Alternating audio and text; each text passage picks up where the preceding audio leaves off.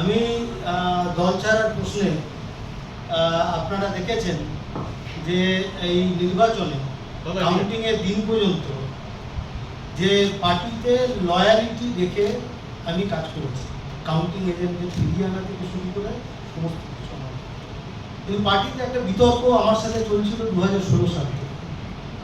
আজকে আমাকে এটা প্রকাশ করতে হলো এই কারণে, যেহেতু হচ্ছে যে জেলা সেক্রেটারি একটা তথ্য দিয়েছে আমি যে পার্টি করতাম, আসলে বলেছে রণনীতি আর রণকৌশল।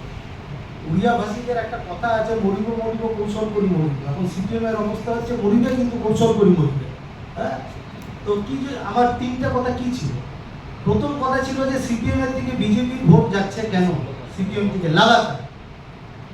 এর মধ্যে আমাদের আইডিওলজিক্যাল, পলিটিক্যাল প্রিন্সিপাল এবং অর্গানাইজেশনাল ল্যাপসেস বর্তমান চিহ্নিত করা হয়েছে। এই নেতাদের যুক্ত আছে, কোনো ধরনের স্টেপ নেওয়া হয়নি, বাড়িয়ে দেওয়া হয়েছে।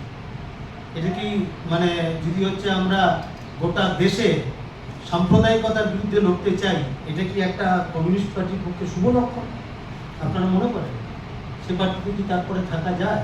হ্যাঁ, আজকের লড়াই 2016 পার্টি রাজ্য কনফারেন্স আমি ডিসকাশন করছি, আমি আলোচক ছিলাম, একদম প্রকাশ কারাত সেখানে মিউচুয়ালি সামনে করছি। দ্বিতীয় প্রশ্ন লিখিত আছে, আজকে তো বলতে পারেন যে এখন আমি বলছি, আপনারা যে যা যা চিঠি দিয়েছি আপনারা যদি চান আমি দিয়ে দেবো। দ্বিতীয়, কংগ্রেস আইএসএফ কংগ্রেস এই যে জোট, তাতে বামপন্থায় ভরসা করে যে মানুষরা, তারা আমাদের উপর ভরসা করা ছেড়ে দিয়েছে।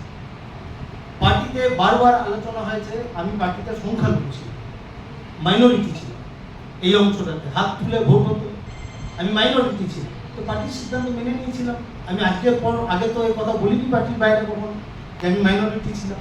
পার্টি যা সিদ্ধান্ত করেছে, আমরা এখানে জোটের প্রার্থী নিয়ে জিতিয়েছি, জোটের প্রার্থী হয়ে লড়েছি, কিন্তু পার্টিতে আমার মতামত ছিল এটা, সে মতামত আবার স্পষ্ট করেছি এই নির্বাচনের পরের ফলে, যে মানুষ বামপন্থীদের বিশ্বাস করছে না, যে কারণে তার মধ্যে তিন যে তিনটে রাজনৈতিক কারণ, যে গরিব মানুষের পার্টি ক্লাসের কথা বলে, শ্রেণীর কথা বলে, শ্রেণীর সাথে আমাদের সম্পর্ক আছে, গরিব মানুষের সাথে আমাদের সম্পর্ক আছে।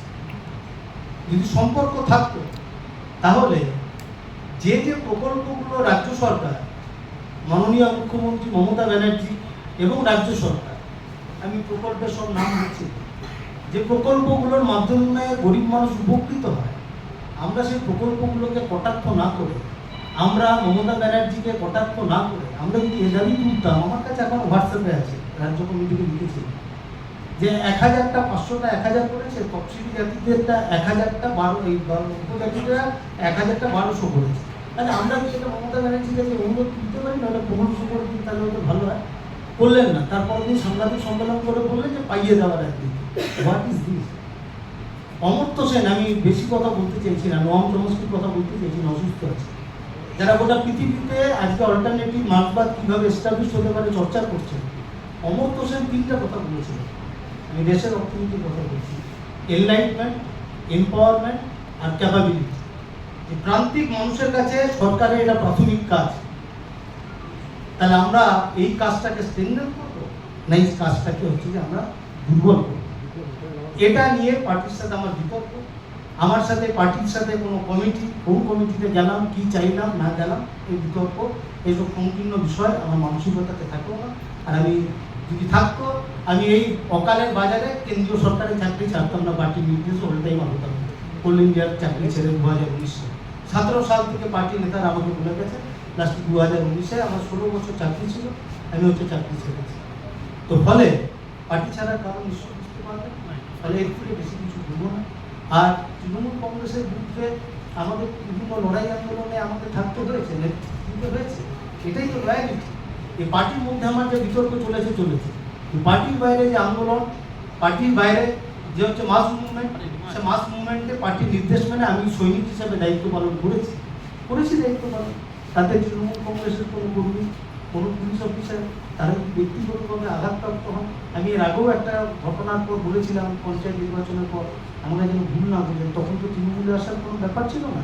আমি কোথাও কি হচ্ছে যে এই ধরনের আঘাত কাউকে দিয়ে থাকি ব্যক্তিগতভাবে, আমি তাকে অনুরোধ করবো যে মার্জনা চেয়ে নেবো তার কাছ থেকে। কিন্তু আমি চাই যে দুর্গাপুরকে নতুন রূপে পুনর্গঠন করার কাজে তৃণমূল কংগ্রেস গুরুত্বপূর্ণ ভূমিকা পালন করুক। আর এই কাজটা দুর্গাপুরে তৃণমূল কংগ্রেস এবং আইএনটিটিউসি তারা যৌথভাবে যদি হাত মিলিয়ে কাজ করে এই কাজটা করা সম্ভব, এই বিশ্বাস আমাদের চলেছে।